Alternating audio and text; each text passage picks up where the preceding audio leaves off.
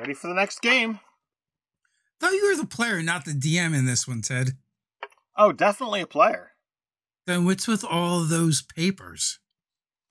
It's just my 5-page backstory. Whoa, we need to talk about D&D backstory, the essentials.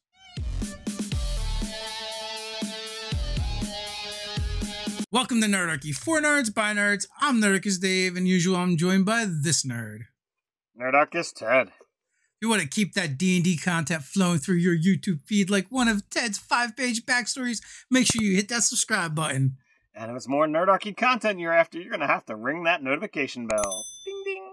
Before we jump into our video today about backstories, there's another place that's great for creating backstories and cataloging them and keeping them all in line, especially if you're writing stories or just world building in your D&D games or other tabletop RPGs, and that is Campfire Technologies with their new Blaze coming soon to their website.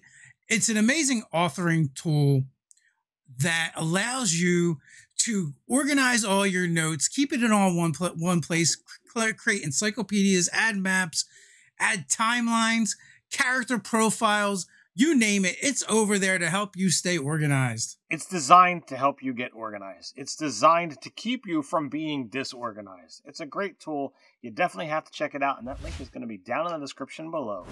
All right, let's jump into it. Let's talk about some backstories.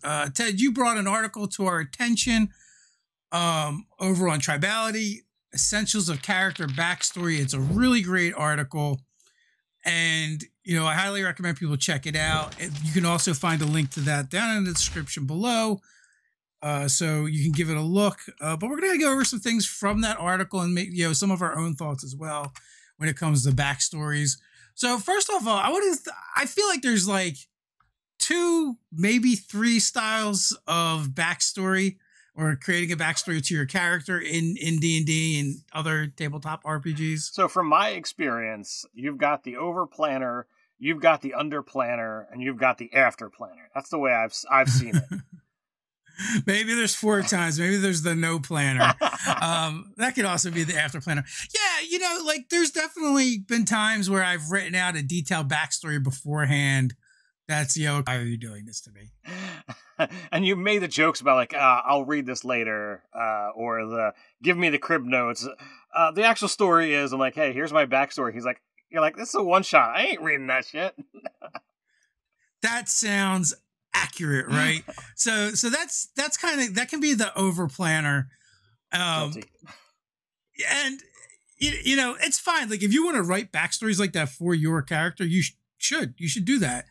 But you shouldn't like hand that over to your DM or hold the rest of the gaming group hostage unless you've gotten permission and they actually want you to go over it with them. Then it's all good. Absolutely. So what's the next one? So the under planner is the person who's like, all right, I'm just going to write, 1 to 2 sentences. That's all I need to get into character. And that's essentially what, in my opinion, the backstory is for, so that you have the correct mentality for that character. And for that, that joke, that 5-page backstory, that was for a 15th level character. And I didn't feel like that was kind of wasted, but like that's the kind of research I like to do for my characters so that I can properly portray them, especially on a game where, it's going to be streamed and watched, so that, I can be in that character mindset. But, the under planner is like, all right, I only need a little bit to really feel like, all right, Hulk smash or wizard cast spells. I'm smart, anywhere in between. You've got, just enough to get by so that you're in this character's mindset. And anything else that happens, I'm not going to worry about it. If something comes up, maybe I'll do something. The after planner falls into, the more style that, you seem to do, Dave, and I wouldn't have really thought about this, except that you've brought that style, up in recent games of like, what?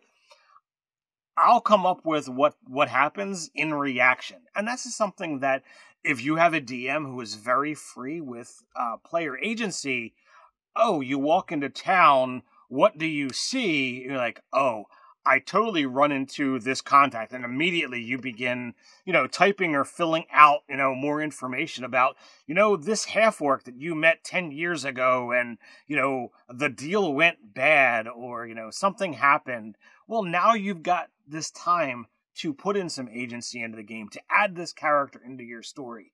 It wasn't written before, but now it is. Now it's become canon.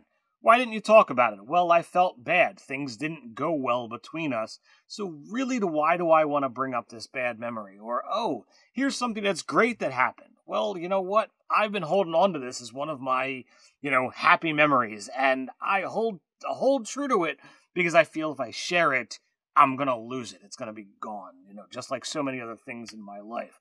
So like you've got this avenue of saying, I'm going to do this later. And that's just fine as well.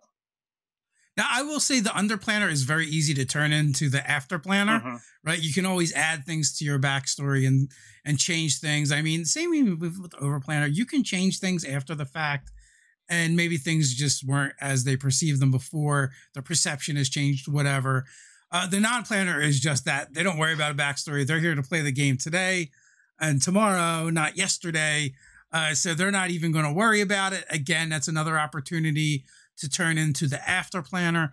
Now, the thing I like about this article is I feel like it encompasses elements from all these different type of planners into a concise way that is really easy for the GM or the DM to digest and get it, into the game if they want to. But also, I think it's a much better and easier way for the player to bring their backstory into the game and have it inform their character more. It's laid out in a way that is actually more useful than a story format. A story format is meant to be read like a story, but the way this article kind of lays things out, I think it lends itself to RPGs because it fits on a character sheet nicely in a format that allows you to grab pieces of information when you need them. And the great part about having those chunks, those pieces, is you have the ability to feed those to the DM. And it can be, the DM can say, all right, this piece here as just a piece, I can take that and it's been perceived wrong by the character. Or I can change it to go in this direction. Or I can use it as a plot thread here, as opposed to having to read a full story. Giving these little bite-sized nuggets really allows the DM to, kind of grab these pieces, and slide them around and literally put them in his own, DM timeline for when I want to bring this character, or this character's backstory into the events of the game. Now, I'm going to just read the opening from the article, just because I think it's really good. Building a character backstory doesn't have to be a lengthy or labor-intensive affair. You don't have to write beautiful fiction to create one that will be useful during play. Instead of a character backstory as a story, think of your character as a backstory as inspiration for us during play. That's what I really like about it. And then it goes down to break it into 4 different parts. So the first one is you've got given circumstances, character information, personal experience, and then additional information. So that's all 4 of them. Given circumstances is what they're calling givens are things that are happening in the campaign that are known facts about the campaign, whether you're playing, along the Sword Coast in Forgotten Realms, Sharn in Eberron, or, your own homebrew. Givens are just common knowledge throughout the campaign that all the players' characters would have. And the idea is for you, the player, to take some of these and incorporate them into your character, how it would affect your character having grown up in that place. Character information is your habits, likes, dislikes, fears, hopes, and dreams, and life goal for your character. You might use some of these, all of these, but you're going to incorporate them, how that affects your character, and what you're going to kind of use to start formulating your character's personality and where they've come from, how it's informed on your character. Yeah, it gives you a little bit of a state, your emotional reactions kind of things. It builds that personality out that it's going to give you a lot of fun, and it doesn't necessarily have to relate to race or class choices. Then we have personal experiences. So this is a combination of what's happened to your character and the idea that you take personal experiences from your own life and find commonality with the character you're creating so that you as a person can empathize with the character you've created. Now, it also goes on to suggest that you do not take particularly traumatic things from your life and use those, because we play games to have fun, not to traumatize yourself every time you sit down at the table. You might not want to use the loss of a loved one or a beloved pet or something, but maybe the disappointment of not getting a job or the joy of getting a new pet or something along those lines, where if you take that piece from your real life, incorporate it into your characters, then like when you discuss those things, when you role play those things, you're gonna be able to do it more authentically. It's like they also talk about it being like almost like a form of method acting. And I was actually gonna go into that direction.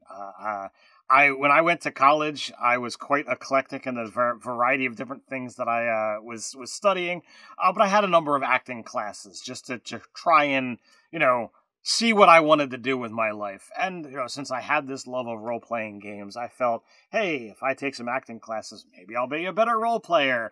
Some people thought I was ridiculous for doing so, but it is what it is. And that is one of the things that they say is when you're going to act and you're going to portray a character, on stage or on camera, if you've got ways to take things that have happened to you in your own life and work on them and take them and make them a part of what's going on, the presentation does become more authentic. That is something that, you can absolutely do. You can build upon those foundations, those things that already exist in your life. Every character that I portray or, that I play in a role-playing game is always going to have some similarity, to myself, only because I only want to roleplay things that are fun and interesting for me. So there's always going to be some part of me in every character that I make. So I've got those building blocks that I can already move around and be like, all right, this is that character. This is that character. So it all works out.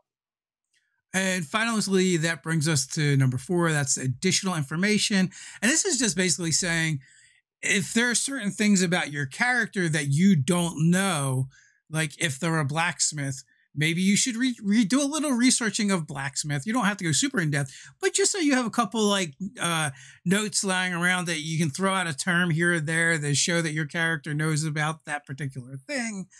Would be an example, but, anything, if you're a warrior, knowing about, the different parts of a sword, if you don't already know, like being able to break that down, they use that example. So these are just like some things that you can do some research on and ground your character a little bit more. And for you to kind of like have some one-offs to throw out there during adventuring to kind of make you seem more like that character. And the fun things, that you get to do with this, number one, your character, you're going to role play them better when you begin using, proper terminology. I want to make a sailor. Okay, do you know the primary parts of the boat? Do you know the difference between fore and aft and port and starboard? If you've got these things down pat, you don't have to question. You're going to play a blacksmith like Dave says. Okay. Do you know what the process is? And there are plenty of shows that you can learn these kind of informations. There are plenty of, things on the internet where you can garner this stuff pretty quickly. And having those things as easy to grab right there, attached to your character sheet, it's a fabulous jumping off point. And then you take these mannerisms and you build upon them so that your character, has these things that they typically do and typically say, and it's all going to build that better character. Yeah, that might be a great place for index cards. So also, one of the things is like they give you an outline with all your research at hand. Here's a basic outline for your D&D character, right? It's lifted right from the article. Highly recommend you go and check it out. Not only do they give you the outline, which I'll go over with in a moment, they also give you a great example. And this is what really drew me into this article. When I saw the example, I said, this is fantastic. This fits on, a half a sheet to a sheet of paper. It's spread out. It's very easy to absorb and read. As a player, as the DM, you can just look at it, get your information very quickly, because most of it is not just set out in writing. Here's the actual outline, the 4-step summary of their life up to the beginning of the campaign. Keep it brief and to major events, as you likely won't remember a 22-page essay while in play. Good point. Any given circumstances that are relevant to the character information, at the very least, the life goal is number 2. Number 3, any personal experiences that can be used to fuel during the gameplay. We discussed that a little bit about things that have happened to you. And number 4, additional information. And again, that is just those little tidbits that your character would know that maybe you don't know, and you'll have to do a little research to find those, to be able to throw them out every once in a while. And that could be like an ongoing process. You don't have to do it all at once, right? You could just, even if you pick up like a fact or two per session you want to be able to drop, that's more than enough.